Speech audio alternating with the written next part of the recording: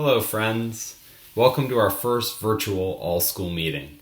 As you know, all-school meeting is an important way for us to support and sustain the Friends Academy community each week. Despite not being together physically, we still want to create virtual spaces to enjoy those traditions and routines that ground and connect all of us to one another.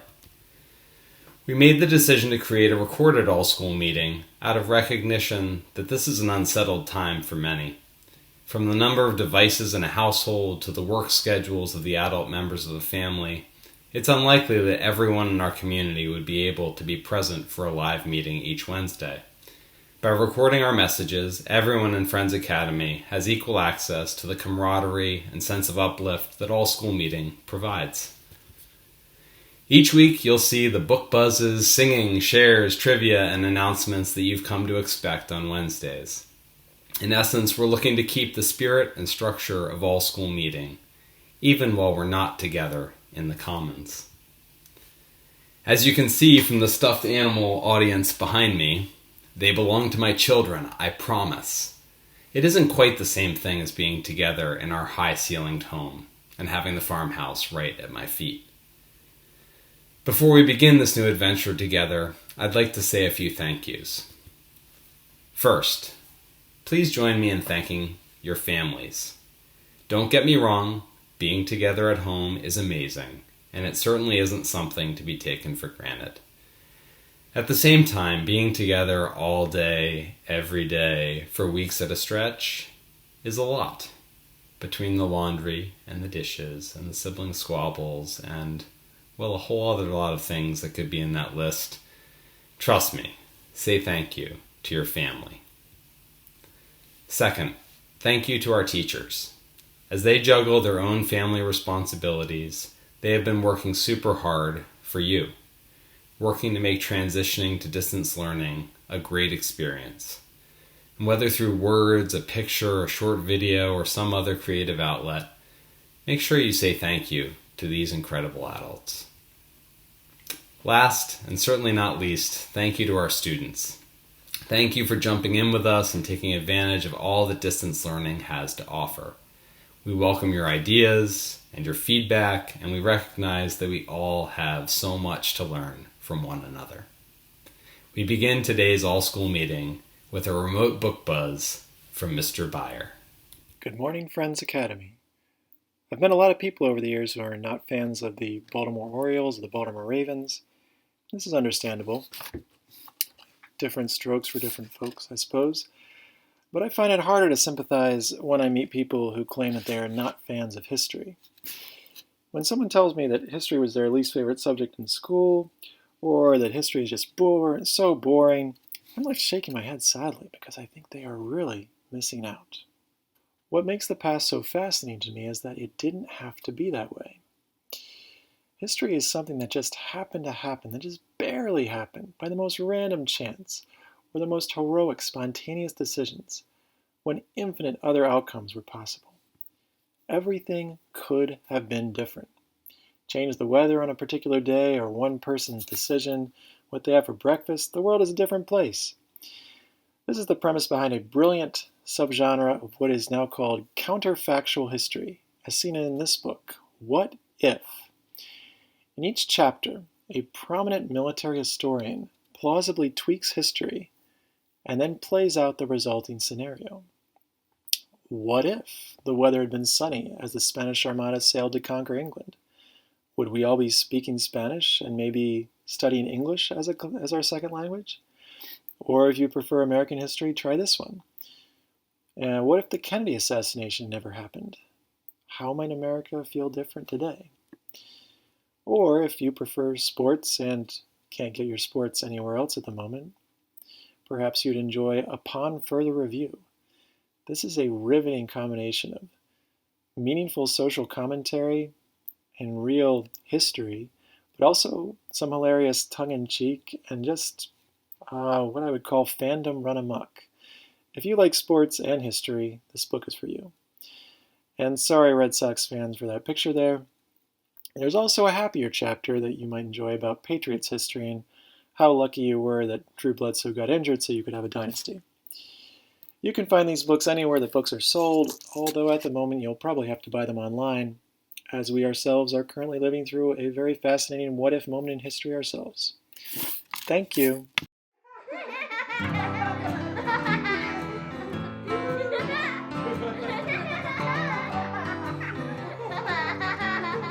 You got a friend in me. You got a friend in me. When the road looks rough ahead and you're miles and miles from your nice warm bed, just remember what your old past said. You've got a friend in me. You've got a friend in me. You've got a friend in me. You've got a friend in me. You got troubles, well I got them too, but there's nothing in this world that I wouldn't do for you. We'll stick together, yes, we'll see it through. You got a friend in me. You got a friend in me. Some of the folks might be a little bit smarter than I am, bigger and stronger too. But none of them will ever love you the way I do. It's me and you as the years go by. Our friendship will never die. You will see it's our destiny. You've got a friend in me. You've got a friend in me. One more time. You've got a friend in me.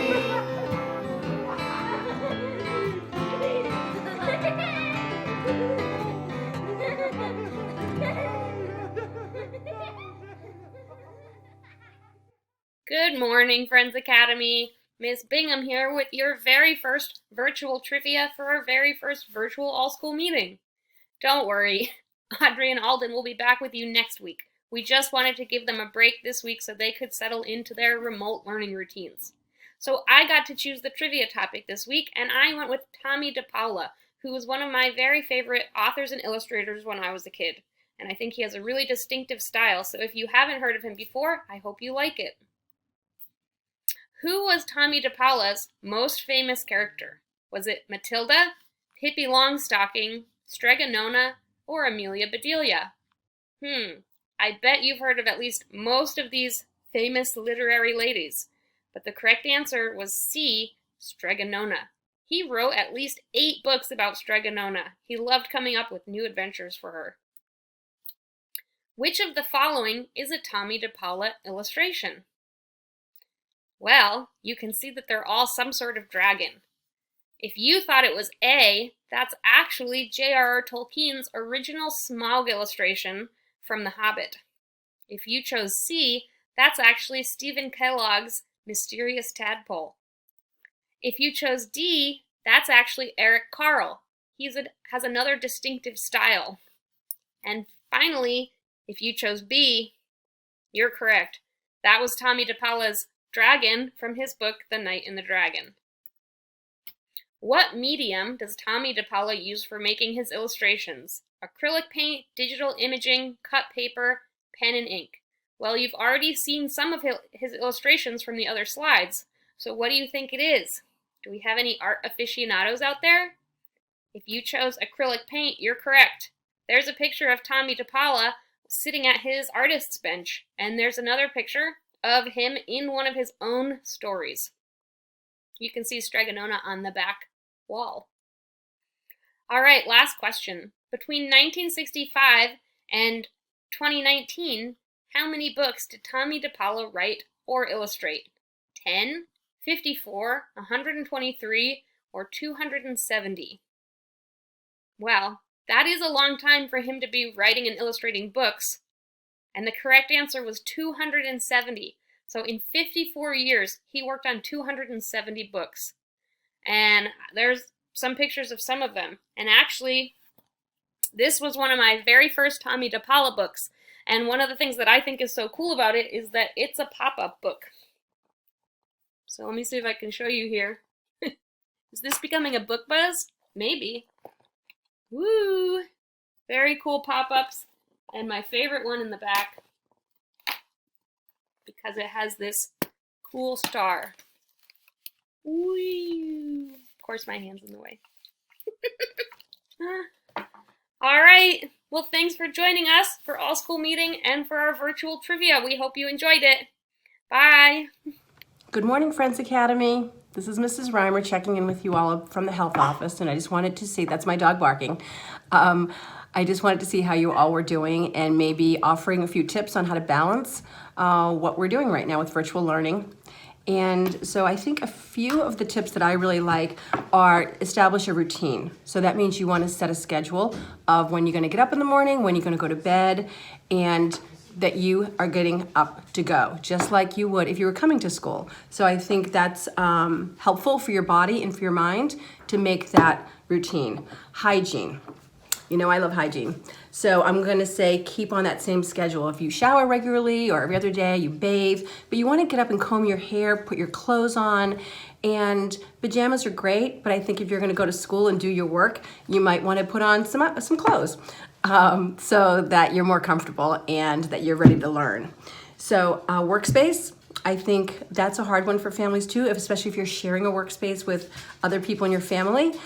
You want to make sure you don't have any distractions on your desk. Like right now, I've got a coloring book, which probably isn't a good thing for me to have on my desk if I'm trying to learn. So really try to make your space. Just like at school, you have your desks, and that is where you do your work. So I think that's a good one to have.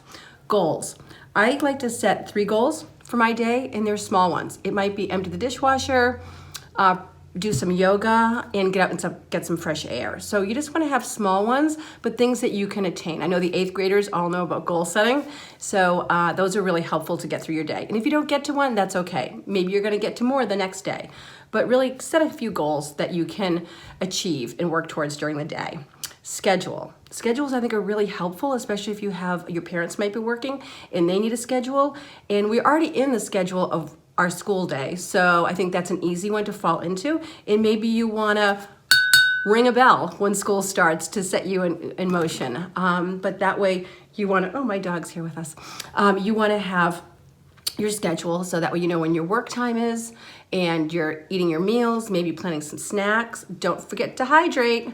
And when you're gonna do your media or your exercise. So I think the schedules definitely help me. Get up and move, okay? So we are a very movie community. We stand at our desks sometimes. There's lots of movement in the classroom. So still do that at home, whatever makes you comfortable. If you need to take a break every hour or so, just to get out and pop your head out to get some fresh air, or pat your puppy for a few minutes. But you wanna get up and move and circulate and keep going, because that really helps up here when you're trying to concentrate and do your work. Connect. You really want to still connect with people. These platforms are great that we can do this. We're so lucky to have this, but there's other ways to connect too. So you want to connect maybe by writing a letter to your neighbor who you can't go visit, or you want to do a little favor for a family member while you're home with them. So just don't forget to keep those connections going and try to find them in other places that we don't normally do that. Communicate. This is a really important one because we are all new to this, and sometimes we assume other people know what we're feeling, and they don't. So communication is a really important thing to use right now. So it's okay to say, I'm not sure, I'm feeling off today, I don't know what's wrong. And maybe you're saying, I really miss my friends, or this is really frustrating, this way we're learning right now, but please tell people how you're feeling so that we can all support each other. And we are here for you if you need some support. Moderate your media. There's so many influences of our media today, and there's so many different platforms and news agencies that we're getting our information from, and we want to stay current, but it's okay to say, I'm going to take a break from it today. Always make sure you use reliable resources for your information. And again, Mrs. Benjamin and I are more than happy to help you with resources and finding really good, reliable ones. And I think we all do a good job at Friends Academy, but I think we need to be even better about it, is sympathize with each other. That, again, this is all new, and we're all figuring out as we go along. So we really need to be patient with each other. Think of the bees, the Friends Academy bees at this time, that we just really need to sympathize and understand that everyone's doing the best they can and everyone's doing a really good job, but we just really need to keep that going. So Mrs. Benjamin and I are here. If anybody should need anything, if you have any questions, just shoot us an email and we're happy to answer it the best we can and work through it together. And again, keep up that great job you're doing of staying healthy, hydrate, wash your hands, and take care of each other. So if anyone has anything, just send us an email and hopefully we'll see you soon. Bye-bye. Thank you for joining us for our first virtual all-school meeting. And thank you to Mr. Beyer, Mr. Murdock, Ms. Bingham, and Mrs. Reimer for contributing to this inaugural gathering. In the coming weeks, we're looking forward to adding additional voices and perspectives to our meeting. If these first few days of distance learning are any indication, we will have much to share and much to celebrate. See you next week.